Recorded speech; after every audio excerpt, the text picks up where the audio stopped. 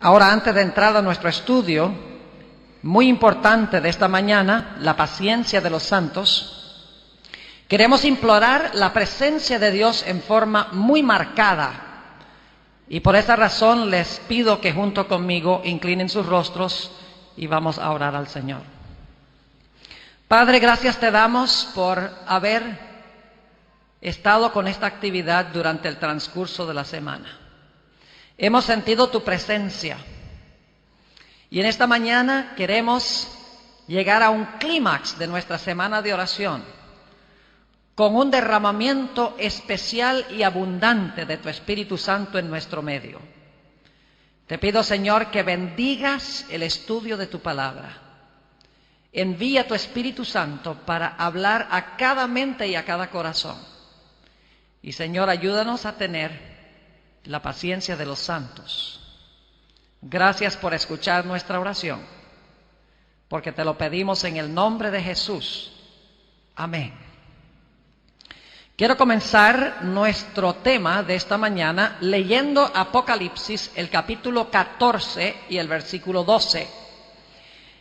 Es el último versículo en los mensajes de los tres ángeles. En realidad es la culminación del mensaje del tercer ángel.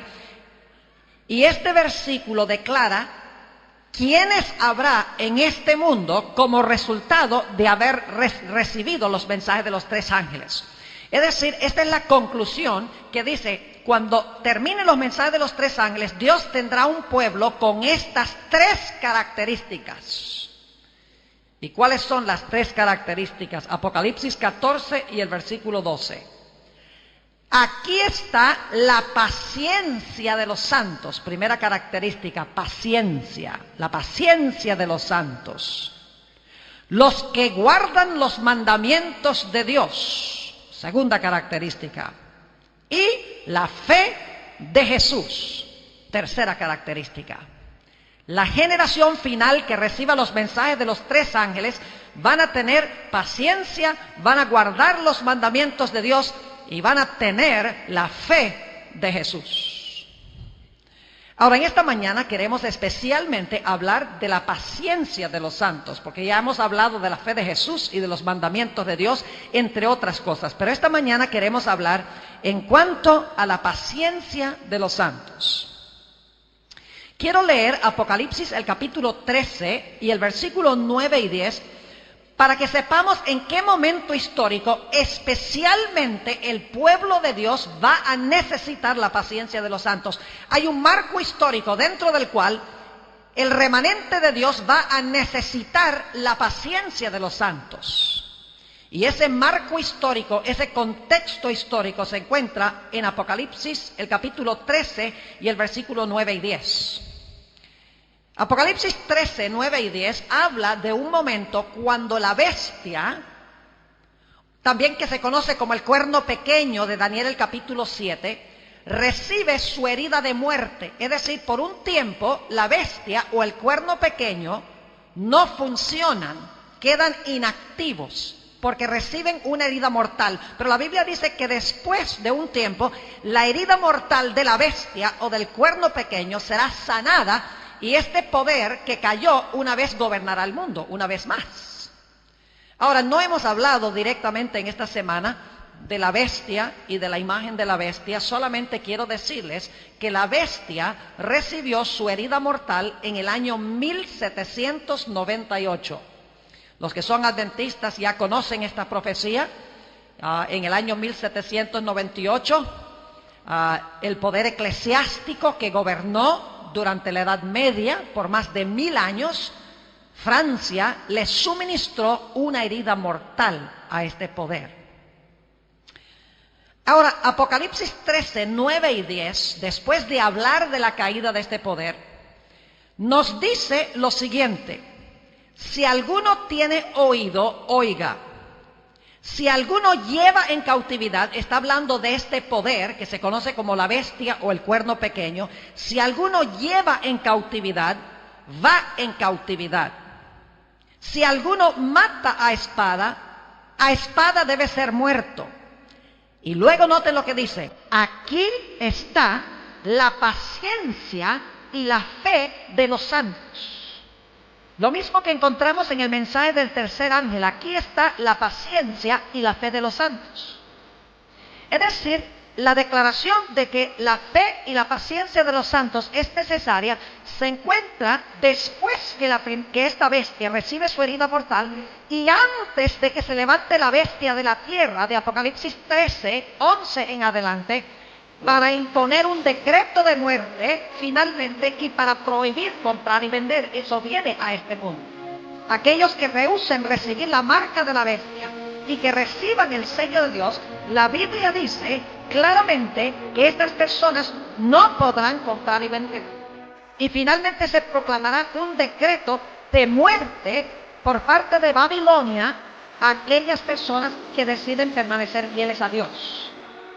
Ahora, estos eventos que están muy cerca en el futuro, se hallan descritos en Apocalipsis 13, 11 al 18. Ustedes pueden leerlo. Habla de prohibir comprar y vender. Habla del decreto de muerte.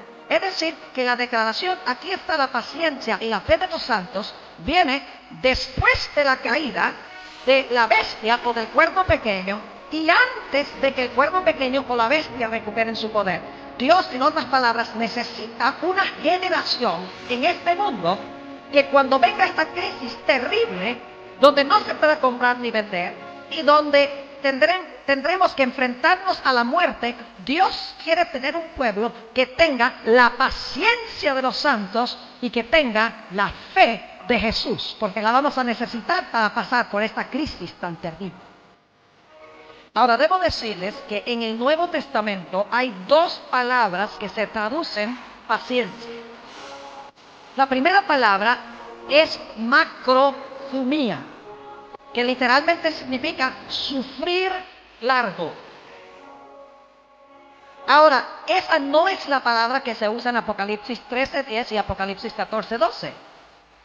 La palabra paciencia, macrothumia, significa uno resignarse ante el sufrimiento y la tribulación y pasivamente, sencillamente esperar que Dios intervenga para ayudarlo a uno. Pero la palabra paciencia que se usa en Apocalipsis 13:10 y 14:12 es la palabra hupomoné. También se traduce paciencia, pero es un tipo de paciencia diferente que sencillamente resignarse a esperar pasivamente que Dios intervenga. En realidad, una mejor traducción de la palabra paciencia aquí en estos versículos sería: aquí está la perseverancia de los santos. En efecto, en Mateo 24:13, esta palabra hupomoné se traduce de esa manera en el texto donde dice: el que perseverare hasta el fin, este será salvo. Esa es la idéntica palabra de Apocalipsis 14:12 y Apocalipsis 13:10. La palabra perseverare es la palabra hupomoné.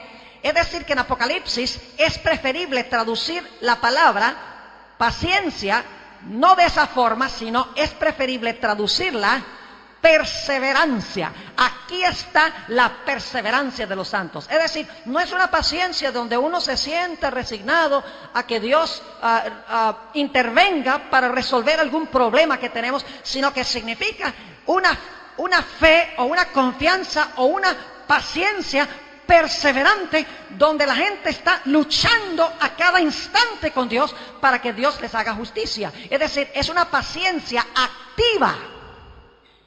No es una paciencia pasiva, sencillamente sentarse y decir, bueno, voy a tener paciencia a ver qué hace Dios. No, la paciencia que se menciona aquí, hupomoné, perseverancia, significa que sí, uno es paciente, pero uno insiste con Dios para que Dios intervenga. Y esa es la clase de fe que el pueblo de Dios va a necesitar en los últimos días. Ahora, para entender esta clase de paciencia que se menciona en Apocalipsis 14:12 y 13:10, yo he encontrado que el mejor lugar para comprenderlo se encuentra en una parábola que habló Jesús, que se halla registrada en el Evangelio según San Lucas, el capítulo 18. Así que en este momento voy a pedirles que vayan al capítulo 18 de Lucas y vamos a estudiar allí esta parábola de Jesús que está hablando de la época, vamos a ver, cuando los hijos de Dios van a necesitar de los eruditos que han estudiado esta parábola, han concluido de que lo que pasó con esta viuda es que su esposo se murió, lógicamente, y cuando murió tenía una deuda muy grande con cierto acreedor. Y este acreedor, cuando se murió el esposo, dijo: yo tengo que cobrar lo que es mío, y le quitó a esta viuda todo lo que le había dejado su esposo para pagar la deuda que el esposo había contraído con este acreedor. Es decir, esta viuda, uso la expresión, no tenía dónde caerse muerta, porque el adversario le había quitado todo lo que tenía. Y por lo tanto la viuda ahora va ante el juez, sigue viniendo ante el juez y le dice: señor juez, hazme justicia de mi adversario. El adversario me ha quitado todo. Por favor, habla con el juez para que el juez me haga justicia. Y lo interesante es que por un tiempo el juez demoró en responderle. Note lo que sigue diciendo en el versículo 4. Y él no quiso por algún tiempo. Es decir, hubo una demora. La respuesta no fue inmediata. Pero a pesar de que la respuesta del juez, la justicia del juez no se manifestó inmediatamente, la viudita no se rindió. La viudita seguía y seguía y seguía y seguía viniendo, cansando al pobre juez. Dice en el versículo 4, él no quiso por algún tiempo. Pero después de esto dijo dentro de sí: aunque ni temo a Dios, ni tengo respeto a hombre, es decir, yo soy secular, no creo ni siquiera en Dios, ni me importan los seres humanos, lo único que me interesa es que yo soy juez y hago mi trabajo y me voy a la casa. Versículo 5, sin embargo, porque esta viuda me es molesta, es decir, esta viuda es una mujercita fastidiosa que me está cansando la vida. Dice: sin embargo, porque esta viuda me es molesta, le haré justicia. No sea que viniendo de continuo me agote la paciencia. Ustedes pueden captar, usando su imaginación, esta escena. Imagínense una viudita así, toda dobladita, toda humilde. Y ahí está sentado este gran juez que ha sido, tal vez no elegido por el pueblo, pero elegido de alguna manera. Y él está sentado allá. Y cada día venían los del tribunal y le decían: señor juez, la viudita está aquí. Y el juez decía: oh no, por favor, otra vez no, por favor. Sí, señor juez, y dice que no se va a ir de la puerta hasta que la reciba. Está bien, déjala entrar. Y entraba la viuda: señor juez, tengo un problema, y es que estoy durmiendo en la calle. Porque vino un adversario, que te he dicho muchas veces, y me quitó todo lo que tenía. Por favor, señor juez, hazme justicia. Y el juez dice: bueno, déjame examinar los libros, déjame hablar con el adversario, déjame ver qué puedo hacer. Vuelve mañana. El siguiente día, a las 6 de la mañana, está otra vez la viuda en la puerta. Vengo a ver el juez. Y así pasaba de día en día en día. Esta es la clase de paciencia que menciona Apocalipsis 14:12 y Apocalipsis 13:10. No es una paciencia donde uno se siente pasivamente y dice: bueno, vamos a ver si Dios puede intervenir. Yo voy a tener paciencia. No voy a ceder mi fe, pero voy a tener paciencia para que el Señor obre. No, señor. Esta es una paciencia activa, perseverante, insistente y persistente. Así que el juez dice: le voy a hacer justicia a esta viuda. Y en efecto, finalmente, después de una demora, el juez le hizo justicia y le devolvió lo que había perdido. Ahora, ¿qué significa esta parábola? Y especialmente, ¿cuándo se aplica esta parábola en la historia?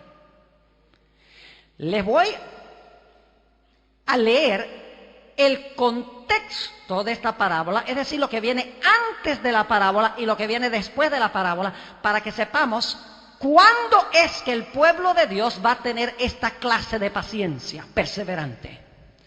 Vamos al capítulo 17, el contexto inmediatamente anterior a la parábola. Lucas, el capítulo 17 y el versículo 26. Fíjense de qué había estado hablando Jesús antes de dar la parábola. Dice en el versículo 26, como fue en los días de Noé, así será también en los días del Hijo del Hombre. Está hablando de su segunda venida. Y luego noten lo que dice el versículo 28, usa otra comparación. Dice asimismo como sucedió en los días de Lot, comían, bebían, compraban, vendían, plantaban, edificaban. Y luego dice en el versículo 30, así será el día en que el Hijo del Hombre se manifieste. Es decir, en el contexto inmediatamente antes de la parábola, Jesús estaba hablando de la segunda venida. Pero quiero que noten que el final de la parábola también se refiere a la segunda venida de Jesús. Noten lo que declara el capítulo 18 y el versículo.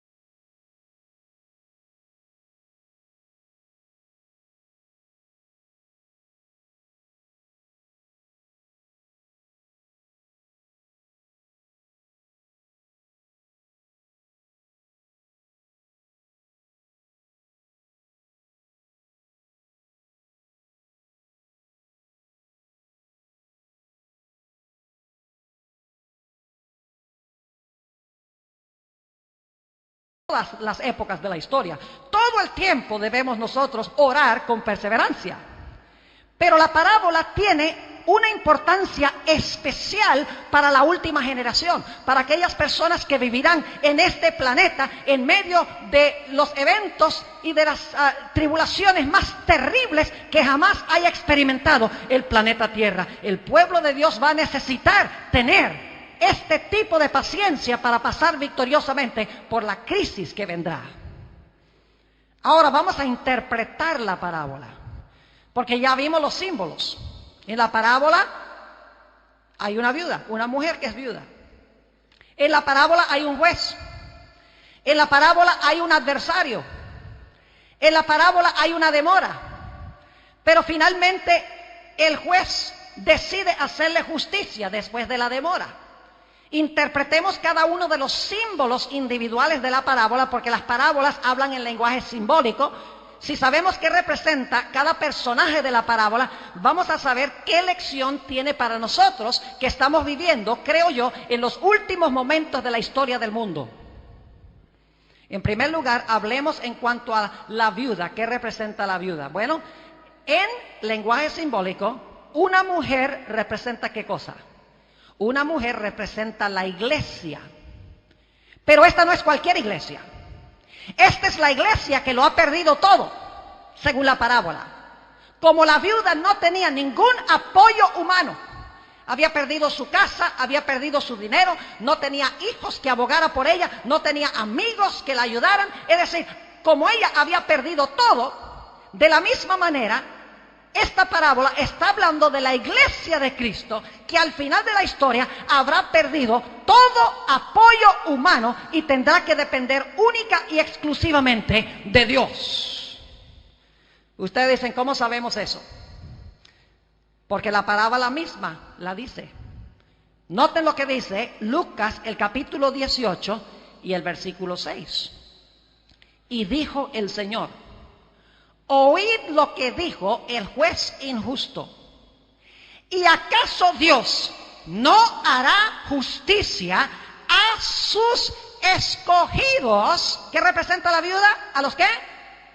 La viuda representa a los escogidos, dice aquí. Sigue diciendo: no hará justicia Dios a sus escogidos que claman a Él día y noche. ¿Se tardará en responderles? Es decir, que la viuda representa a los escogidos. Ahora la pregunta es, ¿quiénes son los escogidos? Vamos al Evangelio según San Mateo, el capítulo 24, para que vean que esa expresión, los escogidos, se aplica especialmente a aquellos que van a estar vivos cuando Jesús regrese. Mateo, el capítulo 24, y quiero leer los versículos 23 y 24. Mateo 24 y el versículo 23 y 24.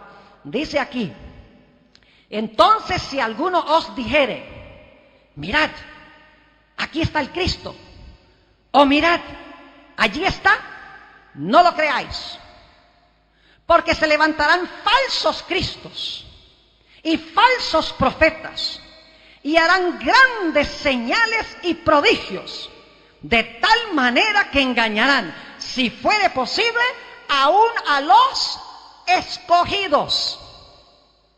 ¿Cuándo es que van a vivir los escogidos? Y dicho sea de paso, si ustedes notan el contexto, Mateo 24 también habla inmediatamente antes de esto, de los días de Noé, como un símbolo de lo que va a pasar en conexión con la segunda venida de Jesús. Es decir, es el mismo marco, el mismo contexto. Y aquí habla de los escogidos como aquellos que se van a parar en medio de los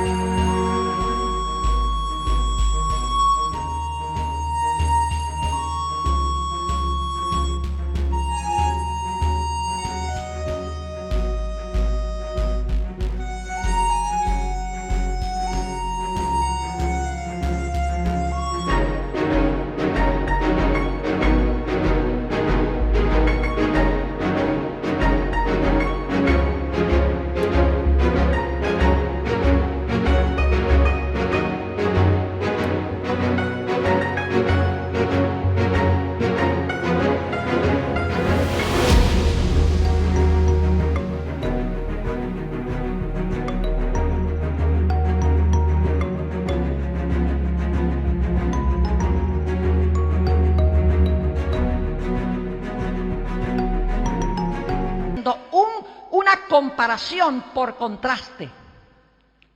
Lo está diciendo de esta manera: si un juez que no respeta a Dios ni hace caso a ningún ser humano responde a la fe y a la paciencia persistente de una viuda por quitársela de encima, ¿cuánto más Dios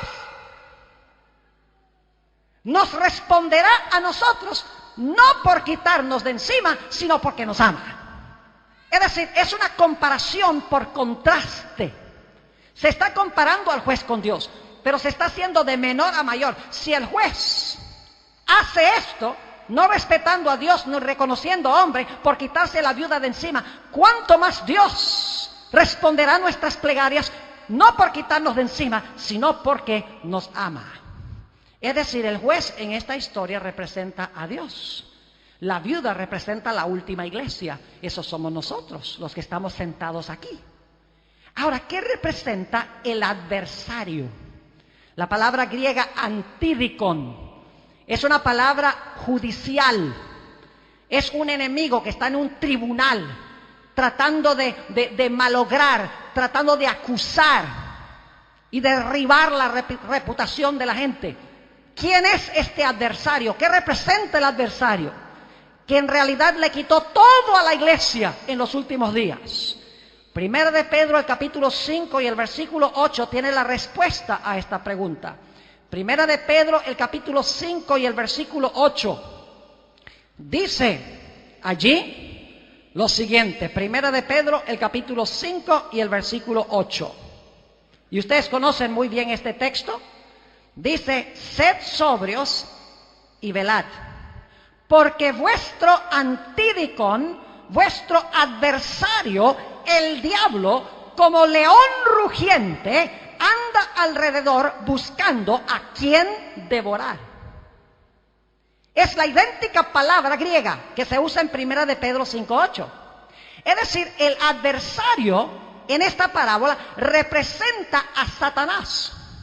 Lo que quiere decir esto es que la última iglesia, el remanente fiel de Dios, que ha recibido los mensajes de los 3 ángeles, que tiene la paciencia de los santos, que tiene la fe de Jesús y que guarda los mandamientos de Dios, van a pasar por unas circunstancias parecidas a las que se describen en esta parábola. Satanás, el adversario, les va a quitar todo lo que tienen: casas, dinero, amigos, familiares, ropa, libertad. Inclusive algunos, según Apocalipsis, tendrán que pagar con el costo de su vida. Es decir, Satanás, el adversario, le va a quitar todo a la iglesia. Por eso la iglesia se presenta como una viuda. Son los escogidos de Dios que viven en los últimos días. Y la única esperanza de la iglesia será en apelar su situación al juez. Ahora la pregunta es, ¿contestará Dios sus plegarias inmediatamente? La respuesta es no. Porque en la parábola el juez se demoró en responder. De la misma manera, el pueblo de Dios que pasará por el terrible tiempo de angustia, cual no hubo desde que existe nación en el planeta Tierra. De la misma manera, cuando clamen a Dios y oren a Dios para que Dios los libre del adversario, de sus enemigos, y que los salve de la ira de sus enemigos, Dios no va a contestar sus oraciones inmediatamente. Dios, para su propio bien, se va a demorar en responderles. Eso es lo que quiere decir Lucas, el capítulo 18. Si van nuevamente conmigo allá, Lucas, el capítulo 18, donde hemos estado estudiando. Allí dice, no hará Dios justicia a sus escogidos, aun cuando sea longánime con ellos, dicen algunas versiones. Otras dicen, aun cuando se demore en responderles. Es decir, para el pueblo de Dios, en los últimos días va a haber una demora en Dios hacerles justicia cuando están pasando por el tiempo de angustia. Mis hermanos y hermanas, apreciados jóvenes, nosotros no tenemos ni la menor idea de cómo va a ser el tiempo de angustia de Jacob. Dice el conflicto de los siglos que nosotros podemos imaginarnos lo peor, la peor escena, el mundo en su peor situación, y dice ella que va a ser aún peor de lo que nosotros nos podemos imaginar. El pueblo de Dios estará en diferentes partes del mundo sin tener ningún apoyo humano. Su única esperanza se encontrará en Dios. Pero esta última generación será una generación que tiene la paciencia de los santos, que a costa de sus vidas guarda los mandamientos de Dios por amor a Jesús, y que tiene la fe inquebrantable del Señor Jesús en sus vidas. En realidad, esta parábola hay que entenderla a la luz de la experiencia de Jacob. Génesis, el capítulo 32, tiene la historia que ilustra una experiencia que sucedió en el pasado y lo que va a suceder en el futuro con el pueblo de Dios. Génesis, el capítulo 32, vamos unos momentos allí. Génesis 32 y el versículo 7, la Biblia dice que Jacob estaba regresando a su hogar y de repente escucha que su hermano Esaú viene con 400 hombres con la intención de matarlo junto con toda su familia. Y dice que Jacob empieza a elevar una plegaria persistente, perseverante a Dios. Empieza a derramar su corazón en oración a Dios. Dice en Génesis el capítulo 32 y el versículo 7, entonces Jacob tuvo gran temor y se angustió. De ahí viene la expresión, tiempo de angustia de Jacob. Dice, se angustió y distribuyó el pueblo que tenía consigo y las ovejas y las vacas y los camellos en 2 campamentos. Está seguro de que su hermano, su adversario, lo va a destruir. Y va a destruir a su familia. Y dice en el versículo 11 que en su oración Jacob dijo: líbrame ahora de la mano de mi hermano, de la mano de Saúl, es decir, de mi adversario, porque le temo, no venga acaso y me hiera la madre con los hijos. Es decir, líbrame, Señor. Y dice la Biblia que Jacob cruzó el río y en el otro lado del río derramó su alma, su corazón, su ser en oración a Dios para que Dios lo librara de su adversario. Job no tenía nada sobre lo cual recostarse. Su familia y él estaban indefensos ante este enemigo. La Biblia dice que Jacob, mientras estaba orando, de repente vino un personaje y este personaje comenzó a luchar con él. Él pensaba que posiblemente era el Antídicon, pensó que él era el enemigo. Y dice la Biblia que Jacob empezó su lucha, empezó a luchar con este ángel. Y mientras más luchaba, se empezó a dar cuenta que este no era un ser humano, que era un ser celestial. Pero siguió luchando, y cuando estaba a punto de amanecer el día, cuando Jacob había luchado toda la noche, Jacob finalmente descubre que él está luchando con el ángel de Jehová, que no es más ni menos que con Cristo Jesús mismo. Y cuando Jacob se da cuenta que está luchando con el ángel de Jehová, que es Dios, dicho sea de paso, porque algunos, ¿cómo sabe que es Dios? Porque Jacob le puso a ese lugar el nombre Peniel. Él es Dios. Pení o pen significa rostro. Es decir, rostro de Dios le puso a ese lugar. Y explica por qué he luchado con Dios. He visto a Dios cara a cara y he sobrevivido para contarlo. Es decir, el ángel de Jehová con quien estaba luchando era Jesús, que en este caso resulta ser el juez. Y el Señor Jesucristo le dice a Jacob: me voy. Jacob dice: no, no te vas. Sí me voy. Jacob dice: nada que te vas. Y el ángel sigue diciendo, insistiendo: no, yo tengo que irme porque raya el alba. Y dice Jacob, aferrándose indudablemente de los mantos de ese ángel de Jehová de Jesús, dice: no te irás, ni permitiré que te vayas hasta que me bendigas. Esa es la fe de la viuda.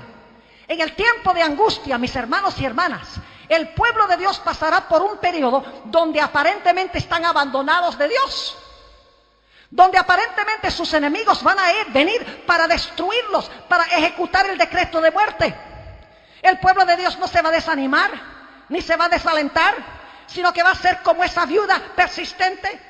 Los escogidos van a venir a Jesús y venir a Jesús, aunque no responda inmediatamente, continúan viniendo, tienen esa fe, esa paciencia perseverante, insistente, persistente, donde no están dispuestos de soltar el brazo de Dios. Es lo que se describe en Daniel 12:1, a donde dice: en aquel tiempo se levantará Miguel, es el arcángel, aquel príncipe que está por los hijos de tu pueblo, es decir, está en favor de los hijos de tu pueblo. Y será tiempo de angustia, cual no hubo desde que existió nación. Mas en aquel tiempo tu pueblo será libertado, todo aquel que se halle escrito en el libro. El tiempo de angustia de Jacob es lo que se describe en esta parábola, donde la viuda viene y viene y viene al juez. Isaías, el capítulo 54 y el versículo 7 y 8 describe este periodo. Isaías, el capítulo 54 y los versículos 7 y 8. Escuchen qué interesante estos versículos. Dice allí, Dios está hablando a su pueblo: por un breve momento te abandoné, pero te recogeré con grandes misericordias. Con un poco de ira escondí mi rostro de ti por un momento, pero con misericordia eterna tendré compasión de ti, dijo Jehová, tu Redentor. Por un tiempo, dicho sea de paso, Elena White usa estos versículos en el capítulo sobre el tiempo de angustia, para hablar del hecho de que Dios no va a responder las plegarias de su pueblo inmediatamente, porque ellos necesitan que su fe sea inquebrantable, necesitan que se consuma no su mundanalidad, voy a inventar una palabra porque es la que usa Elena G. White, necesita consumirse su terrenalidad. Esta palabra no existe. Los profesores de español me van a decir, pastor, esa palabra no es autorizada por la Real Academia Española. Pero tengo que establecerla porque la palabra en inglés es earthliness. No es worldliness, es earthliness, que significa terrenalidad. Es decir, durante este periodo Dios va a permitir que su pueblo pase por esta experiencia para que queden completamente desconectados de cualquier cosa que los ata al planeta Tierra. Y van a depender solo y exclusivamente de Dios. La experiencia de Job ilustra lo mismo. Vino Satanás, el adversario, el antídicon. Ojalá tuviera tiempo de predicarles un sermón sobre el libro de Job. Un libro muy mal comprendido, dicho sea de paso. Y la razón por la cual es mal comprendido es porque muchos eruditos, o la mayoría de ellos, creen que después del capítulo 1 y 2 desaparece Satanás. ¿Ve? Todo el que causó los males desaparece y uno no sabe que le haya pasado nada por todo lo que hizo. Pero el asunto es que sí aparece Satán al final del libro, pero no aparece con el nombre de Satán, sino que aparece con el nombre de Leviatán. En el capítulo 1 y 2, Satanás le quitó todo a Job. Como esta viuda había perdido todo. Le quitó en primer lugar sus casas. Luego le quitó sus bestias. Luego le quitó sus hijos y sus hijas. Luego hizo que la esposa se volcara contra él. Y finalmente lo afligió con una enfermedad terrible desde la parte de más arriba de su mollera hasta la planta del pie. Y luego, para colmo de males, los amigos que vienen para consolarlo terminan acusándolo. Es decir, Job no tenía ningún apoyo humano. Había quedado abandonado de los hombres y aparentemente abandonado de Dios. Y desde el capítulo 3 hasta el capítulo 37, Job, si ustedes lo pueden leer, está dialogando con Dios. Y está diciendo, Señor, ¿por qué no me oyes? ¿Por qué no me contestas? Yo ofrecía los sacrificios. Yo tenía el culto familiar todos los días. Usaba mis riquezas para beneficiar a los necesitados. Señor, ¿por qué me está pasando esto? No lo entiendo. Por favor, explícame qué es lo que está pasando. Y la respuesta a Job es silencio.